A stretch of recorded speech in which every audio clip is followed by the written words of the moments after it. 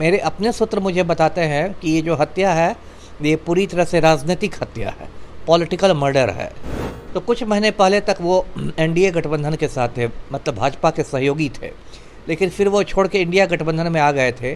तो लगातार भाजपा का और जदयू का इन पर एक दबाव था कि फिर इंडिया गठबंधन छोड़ के आप एनडीए में आ जाइए विधानसभा चुनावों के पहले। पिताजी तो गैर राजनीतिक व्यक्ति थे, तो सामान्य गृहस्थ थे, राजनीति से उनका कोई लेना देना नहीं था। तो इनकी हत्या के मार्फत एक तरह से मुकेश साहनी को धमकाने की कोशिश की गई है। नहीं, जंगलराज ने अब तो महाजंगलराज की स्थिति है। मैंने तो लालू के समय भी काम किया है, लेकिन इतने बुरे हालत तो वहाँ भी नहीं थे। उस समय जंगलराज था, लेकिन अब तो महाजंगलराज की स्थिति है। नमस्कार, आप देख रहे हैं विमर्श न्यूज़। मैं हूं आकाश आपके साथ। आज एक बहुत बड़ी खबर आई है। इसमें वीआईपी मुखिया मुकेश सहनी के पिता जीतन सहनी जी की निर्मम हत्या कर दी गई है। तो इस पर हम कुछ बात करेंगे। हमारे साथ हैं पूर्व आईपीएस अधिकारी अमिताभ दास जी, उनसे इस विषय पर बात करते हैं। सर, ये घटना घटी, ये कही जा रही है कि रात की घटना है, तो ये राजनीतिक षड्यंत्र है या सिर्फ चोरी की घटना है? ये जो मुकेश साहनी हैं, ये बिहार सरकार में मंत्री रह चुके हैं। इनकी अपनी पार्टी है वीआईपी, विकासशील इंसान पार्टी, जिसके राष्ट्रीय अध्यक्ष हैं, और खुद को ये सन ऑफ मल्लाह कहते हैं, मल्लाह का बेटा। और बिहार में जो निषाद समाज के लोग हैं, मल्लाह मतदाताओं पर इनकी अच्छी पकड़ मानी जाती है। और अभी लोकसभा चुनाव में इनको 3 सीटें भी मिली थी वीआईपी को इंडिया गठबंधन की ओर से। ऐसे इनकी जीत किसी में नहीं हुई। और जो लोकसभा चुनाव हुए उसमें खास के तेजस्वी यादव के साथ इनकी काफ़ी अच्छी जोड़ी जमी थी, और दोनों हेलीकॉप्टर में धुआंधार प्रचार करते थे मछली खाते हुए। तो ये तो मुकेश साहनी के बारे में है।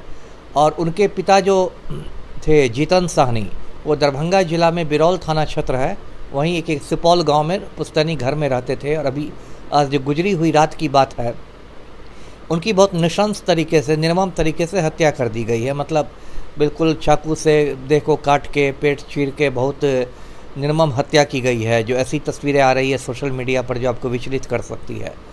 तो नेचुरल है, इस पर हंगामा हुआ, हंगामा होना चाहिए। मुकेश साहनी बम्बई से पटना पहुंच चुके हैं और पटना से दरभंगा के लिए रवाना हो गए हैं। तो हंगामा तो हो रहा है। वहाँ एसआईटी का गठन हुआ है, स्पेशल इन्वेस्टिगेशन टीम का दरभंगा में गठन हुआ है। पुलिस मुख्यालय ने भी कहा है कि इसको देखा जाएगा। देखिए, लेकिन वहाँ की जो पुलिस है वो पूरे मामले की दिशा को भटका रही है। पुलिस का कहना है कि ये चोरी का मामला है, चोर गए थे और जीतन साहनी की नींद खुल गई और उसमें उनकी हत्या कर दी गई। मतलब ये बात बताइए। लोग भी वहाँ जो रहते हैं वो शाम को चले जाते हैं। जी। तो इस पर पुलिस काम कर रही है। लेकिन मेरे अपने सूत्र मुझे बताते हैं कि ये जो हत्या है ये पूरी तरह से राजनीतिक हत्या है, पॉलिटिकल मर्डर है। और इसकी वजह क्या है? देखिए, मुकेश साहनी पाला बदलने में माहिर हैं। कभी वो इंडिया गठबंधन के साथ रहते हैं, कभी एनडीए के साथ रहते हैं। तो कुछ महीने पहले तक वो एनडीए गठबंधन के साथ थे, मतलब भाजपा के सहयोगी थे, लेकिन फिर वो छोड़ के इंडिया गठबंधन में आ गए थे।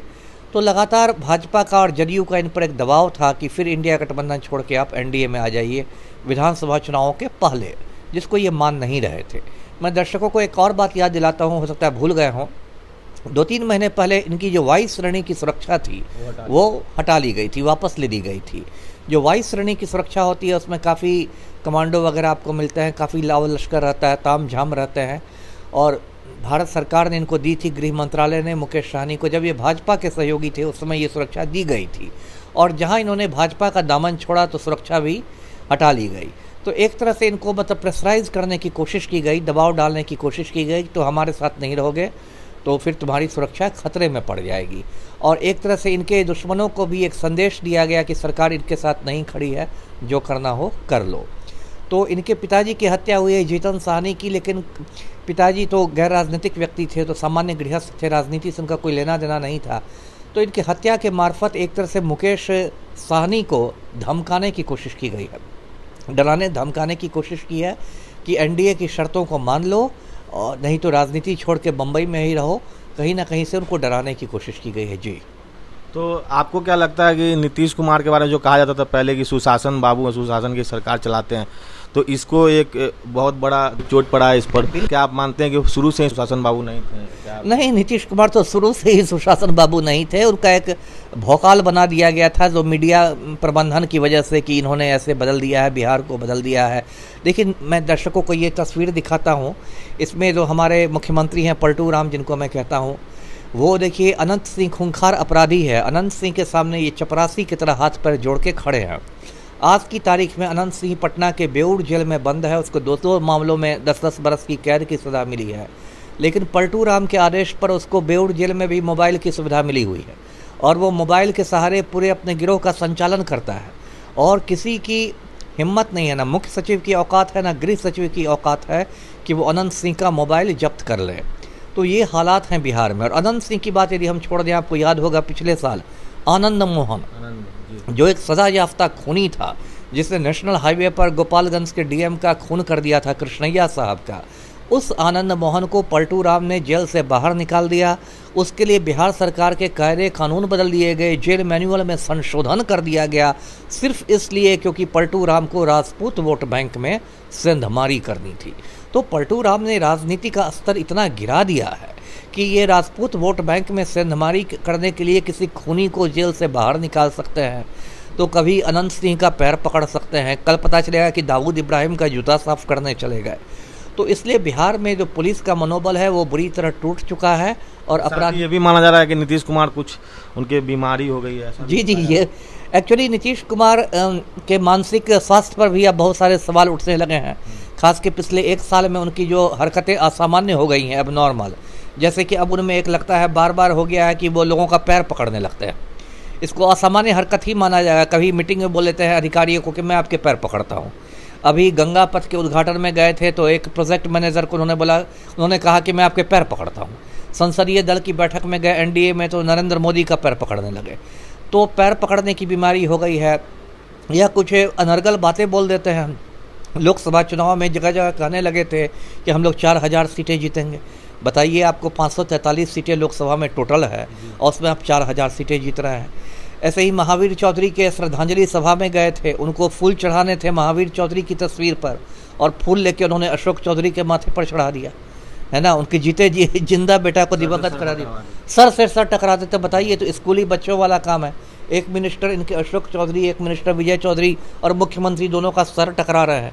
तो इसलिए मुख्यमंत्री की मानसिक दशा पर, जो कहते हैं बोलचाल की भाषा में कि सठियाना, लोगों को लग रहा है जैसे अब पलटू राम सठिया गए हों। तो इस पर भी अब बहुत सारे सवाल उठ रहे हैं। जी, तो अभी मुकेश सहनी एयरपोर्ट पे उतरे, उनका बयान आया कि मुझे मुख्यमंत्री का कॉल आया था, उन्होंने कहा कि इस पर अच्छे से जांच होगी। तो आपको क्या लगता है, या फोरेंसिक की टीम और डॉग स्क्वाड वहां पहुंची है तो कुछ निष्कर्ष निकलेगा? वो सबसे देखिए कुछ नहीं होगा, ये सब दिखावड़ा के लिए होता है। फोरेंसिक की टीम आ गई, डॉग स्क्वाड पहुंच गया, एसआईटी का गठन हो गया, फल्ला हो गया, चिल्ला हो गया, ये सब बिहार में कुछ नहीं होने वाला है। अंत में वही होगा कि पलटू राम माफिया के सामने चपरासी की तरह रहेंगे। ये सब जनता को दिखाने के लिए कि देखिए तुरंत फॉरेंसिक साइंस का गठन हुआ, ऐसे हुआ वैसे हुआ। दोषी, आज मैंने सुना जदयू के प्रवक्ता कह रहे थे कि हम पाताल से पकड़ के निकालेंगे खूनियों को, पाताल से। तो ये सब डायलॉगबाजी करने से नहीं होता है। जो खूनी धरती पर है पहले उन्हीं को पकड़िए, पाताल में बाहर जाइएगा। इस बीच एक अजय आलोक का बयान भी आया है कि ट्रम्प के शो में भी उन पर गोली चली, तो यहाँ पर भी अगर उनके साथ, उनके पिता के साथ ऐसा निर्मम हत्या, हम भी उनको खोज निकालेंगे। तो इस तरह का बयान आना। अब ये सब क्या अजय आलोक कहते हैं, है ना। तड़ीपाड़ गृह मंत्री हैं उनकी पार्टी के, अमित शाह जो तड़ीपार हैं वो भारत सरकार के गृह मंत्री बने हुए। किसको ये लोग खोजने की बात कर रहे हैं, है ना। ब्रजभूषण शरण सिंह भाजपा का गुंडा सांसद था, महिला पहलवानों की छाती दबाते घूमता था, और महिला पहलवानों ने जंतर मंतर पर 3 महीने धरना दिया, तब तो उसकी गिरफ्तारी हुई ही नहीं। तो ये अजय आलोक सब क्या बात बनाते हैं। जी, तो सर आपको क्या लगता है कि बिहार के बारे में कहा जाता था कि राजद के समय वो जंगल राज था, क्या अभी फिर से वो जंगल राज आपको नजर आ रहा है? नहीं, जंगल राज नहीं, अब तो महाजंगल राज की स्थिति है। मैंने तो लालू के समय भी काम किया है, लेकिन इतने बुरे हालत तो वहाँ भी नहीं थे। उस समय जंगल राज था, लेकिन अब तो महाजंगल राज की स्थिति है। और ये पलटू राम बिहार को रसातल की ओर ले जा रहे हैं। कुछ समझ में नहीं आ रहा क्या होगा बिहार का। जी, तो आपको क्या लगता है, अभी मुकेश सहनी के पिता के मरने के बाद ये सारे जो निषाद लोग समाज है वो बोल रहा है कि हम 2 मिनट में चाहें तो चक्का जाम कर सकते हैं, तो वो कुछ बड़ा करके इस घटना पे कुछ बड़ा इस मामले को जाति के चश्मा से नहीं देखना चाहिए। ये कानून व्यवस्था की स्थिति ध्वस्त हुई है।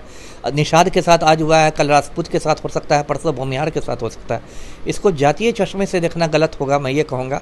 और जो भी प्रदर्शन करना है वो शांतिपूर्ण रहना चाहिए, मेरा ये कहना है, पीसफुल होना चाहिए। जी, तो ये थे अमिताभ दास जी, जिनका कहना है कि जो इस खबर को जातीय नज़र से नहीं देखना चाहिए। ये बहुत दुर्घटना जो हुई है बहुत ही बुरी दुर्घटना है, बिहार के लिए बहुत पीछे ले जाएगी इसको। और साथ में इनका यह भी कहना है कि नीतीश कुमार जो सिर्फ पलटू राम के नाम से जाने जाते हैं, उनके समय में सुशासन पहले भी नहीं था और अभी भी नहीं है। साथ में उनका ये भी कहना है कि या ये सिर्फ मुकेश सहनी के पिता के बारे में नहीं है, अगर वो आज इतने बड़े लीडर होकर के उनके साथ ऐसा हो रहा है तो बिहार की आम जनता के साथ क्या क्या हो सकता है, इसके प्रति एक प्रश्न चिन्ह वो छोड़ रहे हैं। तो इस तरह आपने उनके विचारों को सुना, आपको कैसा लगा कमेंट सेक्शन में ज़रूर बताएं। और साथ ही हमारे यूट्यूब पेज को लाइक करें, सब्सक्राइब करें, साथ में बेल आइकन दबाएं ताकि आपको पल पल का इस नोटिफिकेशन मिलते रहे। हम इस मुद्दे को आगे भी अपडेट देते रहेंगे। तब तक के लिए नमस्कार।